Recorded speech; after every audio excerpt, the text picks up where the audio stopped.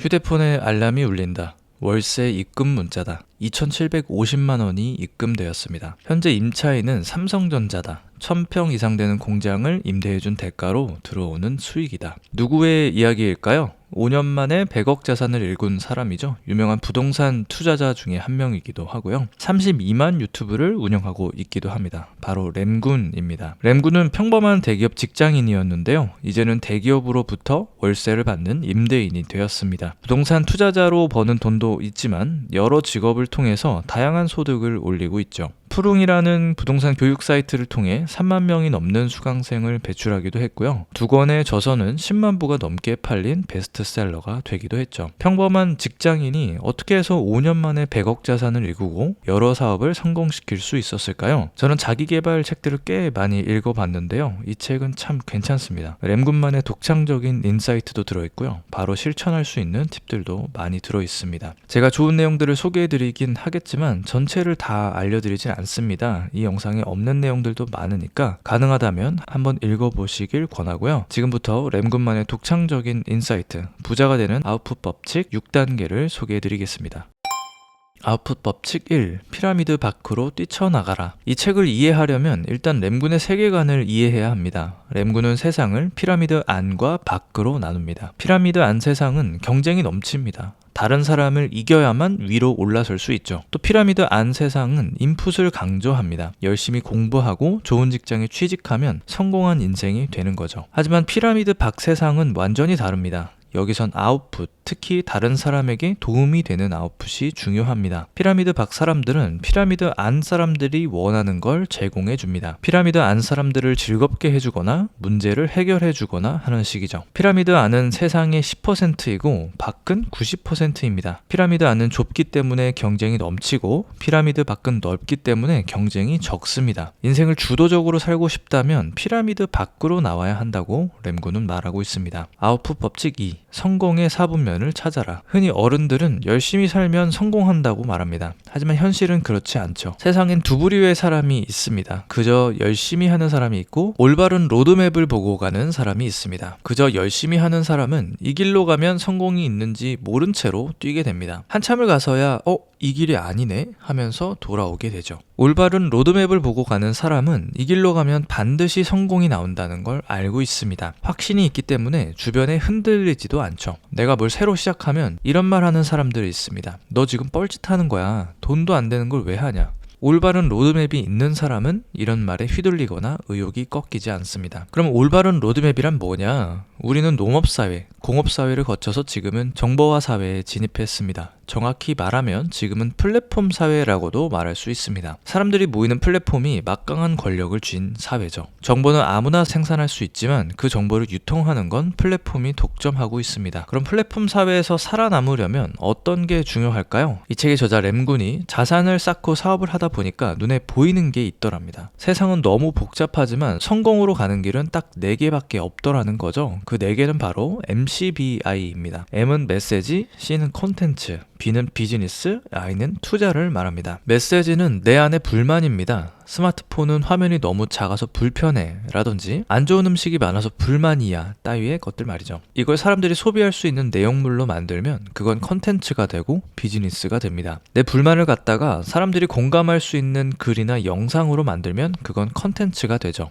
스마트폰 화면이 작은 게 불만이어서 화면이 큰 아이패드를 만들었다면 그건 비즈니스가 되는 겁니다. 돈이 없는 게 불만이어서 돈을 벌어오도록 한다면 그건 투자가 되는 거고요. 램군은 이 4가지 중에서 자신에게 맞는 길을 딱 하나 정하라고 말합니다. 모든 시작은 메시지죠. 내 메시지로 컨텐츠를 만들 것인지, 비즈니스를 할 것인지, 투자를 할 것인지를 하나만 정하라는 겁니다. 그리고 그 길로 정진하라는 거죠. 그러면 올바른 방향을 정했으니까 가다 보면 반드시 성공한다라는 겁니다.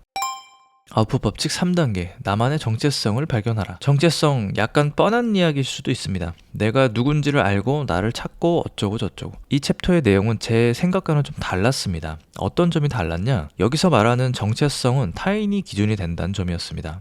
정체성인데 내가 기준이 아니라 타인이 기준이라고? 맞습니다. 램군은 정체성을 정할 때 타인에게 내가 뭘 해줄 수 있는가를 기준으로 삼아야 한다고 말하고 있습니다. 그래야 성공할 수 있다는 겁니다. 여러분 자기소개 해보셨죠? 어딘가 새로운 모임에 가서 자기소개를 해야 한다면 뭐라고 하시겠습니까? 램군이 수강생들에게 자기소개를 하라고 하면 뭐 누구누구 엄마입니다. 두 딸을 둔 아빠입니다. 이런 식으로 한다는 거예요. 이런 소개는 자식이 중심이 된 거지 내가 중심이 된 게 아니죠. 그게 아니라 내가 사람들에게 뭘 해줄 수 있는지를 한 문장으로 설명해 줘야 됩니다. 사람들에게 부자 되는 정보를 주는 볼부입니다. 이런 식으로 말이죠. 내 정체성을 찾을 때 또 조심해야 될 게 하나 더 있는데요. 과거에서 정체성을 찾으면 안 된다는 겁니다. 이 영상을 보고 있는 분이라면 부자가 되고 싶어서 이 영상을 보시는 거잖아요. 근데 과거에 나는 부자인가요? 아니죠. 그렇다면 내 정체성을 과거에서 찾으면 안 된다는 겁니다. 미래에서 찾아야죠. 미래의 내 모습을 상상하고 그걸 정체성으로 정하는 겁니다. 저로 예를 들자면 사람들에게 부자 되는 정보를 주는 100만 유튜버 이런 식으로 말이죠.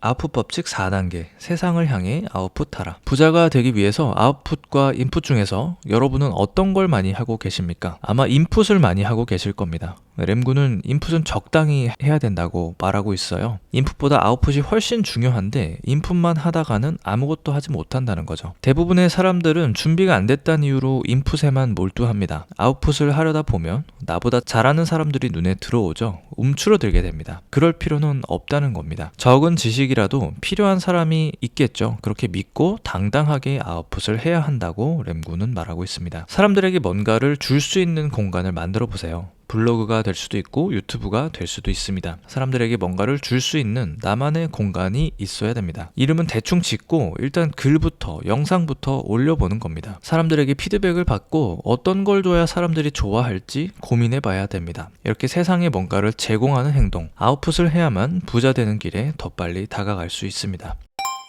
아웃풋 법칙 5단계 넘버원이 아닌 온리원이 되어라. 뭔가를 하려고 하면 언제나 나보다 잘하는 사람이 눈에 들어옵니다. 저 사람은 저렇게 잘하는데 내가 이렇게 한다고 성공할 수 있을까? 이런 의구심이 있죠. 나보다 지금 잘난 사람들과 경쟁을 할 필요는 없습니다. 경쟁을 해서도 안 되고요. 차라리 나만의 정체성을 만드는 게 낫습니다. 저로 예를 들자면 저보다 구독자도 훨씬 많고 재밌고 편집도 잘하는 채널들이 많단 말이죠. 그 사람들과 경쟁하기보다는 전혀 다른 노선을 취하라는 겁니다. 경쟁자들이 큰 주제를 다룰 때 저는 작은 주제를 다룬다던가 사람들과 더 소통한다던가 말이죠. 그 분야의 넘버원이 되긴 어렵지만 온리원은 될 수 있다. 온리원만 해도 충분히 성공한 삶을 살 수 있다는 게 램군의 메시지입니다.